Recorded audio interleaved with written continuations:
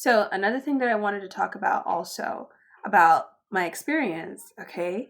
And I've done videos about this as well, discussing how I really, really feel, and I will swear this, that the majority of the souls that maybe have that higher consciousness or whatever incarnated in the States, in America.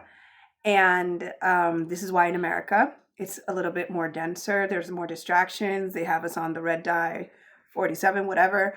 And they do all those things to us over there because there's already this awareness that the souls that are incarnating on that side of the earth already come with a higher frequency. Not everybody, I'm just saying that of the people who maybe have this kind of consciousness or are star seeds or whatever you want to call whatever chosen ones are being incarnated over there, right? Because if this were some kind of matrix system, you wouldn't just let that just be a situation where everybody's just like incarnating everywhere and then you have to control it. No, you would kind of limit it to one area where you can control us. Now, the problem is, like in my situation, it's like when we escape and we travel and go to other parts of the world, we destabilize energetically those ley lines and those other environments, which are not as dense and are not as prepared to deal with us, right?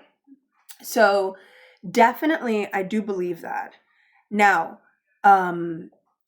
besides this, I've already said one of the tricks that I feel that is also done in the States that is not done out here is that in the States, they already, because they know that we're going to be more aware of things, they try to, how should I say, disclose more information because they know we're going to notice it. So we can agree like, yeah, it's true that this and that's happening, this and that's happening. But the moment you start to go over a certain limit, then, you'll get pulled back down. So I always give that example, like with my mom, she was very into like conspiracies and all this, right? So that obviously, like as a child growing up, knowing that what kind of soul I am, I would probably notice.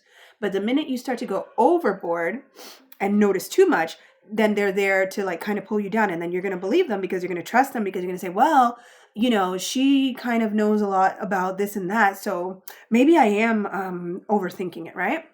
I'll give you an example of this, and then I'm going to tell you a little bit of a story. So when I started awakening, I always tell the story, like I used to get sleep paralysis when I was younger, and I couldn't really decipher what they were saying. It would just sound like they were going, it is.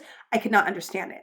When I had a chat once with a high school friend around 2008, he, which I can't even find him right now. I've tried to look for him, and I can't find him. But he was the one who put me on to Esther Hicks and Law of Attraction, right? And it was because, and he, in another book that I never really read that other book, and it was about reptilians and all this, but I did go into Esther Hicks and Law of Attraction. And now he's just missing in action. The last thing I spoke to him, and this kid was smart. So he was not schizophrenic or anything like this. He was like smarter than me and my friends. We were like in high school, really good at math. And then now that I've awakened and I go back to some of his web pages or his Instagram photos, like I'm seeing like macarbas and all of these kind of things, you know what I mean? And you're like, oh my gosh, he knew about all of these things and all that. And from like years before, right? But now I'm awakening, so now I'm realizing it. But the last videos that I saw of him, he was like saying a lot of things that, like, at the time when I saw it a couple of years ago, I was like, what's going on with him, right? And he had told me something that supposedly he had investigated and he had found out, like he did like a background search of himself, and that it had turned up that he had been in files, and that it said that he had been like a pilot for the military or something like that, and he has no recollection of that, right? So when he told me the story, and mind you, I wasn't awake, and I was just like, oh, okay, whatever. I didn't, now you never know, because that's why I was like looking for him, and now I can't find him. It's the most craziest thing. But at the moment when he was telling me these things, I was just like, oh, okay. But he did put me on to like Esther Hicks, right? So when I really was getting involved with Esther Hicks, I was like telling my mom about it, whatever. And mind you, she's parasitic.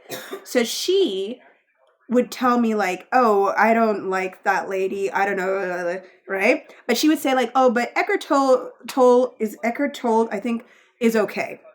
And I was like, but Eckhart Tolle gets his information also from Esther Hicks, because like, he like, I know that he admired them, and a lot of the information that he was receiving was basically the same thing that they were saying, but it was in a more toned down fashion. So she preferred the toned down fashion versus the direct idea of Esther being able to channel whatever source consciousness that she was channeling, right? So it was a way of kind of like toning down that awareness. Okay, so this is kind of like, I feel, what is done. And I always tell the story also that this has happened to me on another occasion, where you meet someone and you notice that, like, yeah, you're on the same page or spiritually, or they appear to be, but then when you're really doing certain things, like there was this lady who was he was the religion teacher for my kids, and I really liked her, and I thought, like, yeah, we would talk about prayer and all this. But when I started fasting and fasting and fasting, and then I was telling her things were happening, then she would start saying, oh, I don't know, I don't think fasting is so good. Do you think it's so good? Maybe you shouldn't fast so much.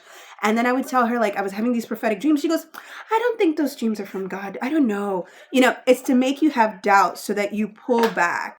So this was a tactic that was done here to me afterwards.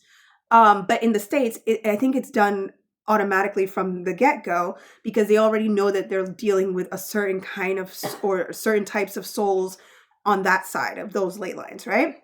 So the other thing I wanted to talk about is that in my targeting experience, one thing that I kept hearing, and that I keep hearing now, is that the Sims keep making this comment, and they say things. And this is from even when I first arrived in France.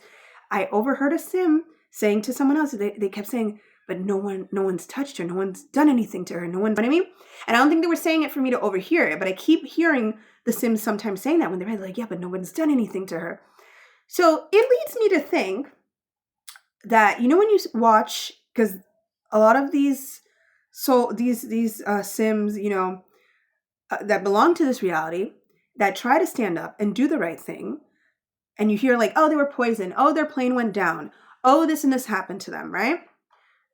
This is probably what happens to I would say, what do you want me to say? The souls, I guess, if they have souls, or the sparks that belong to this reality.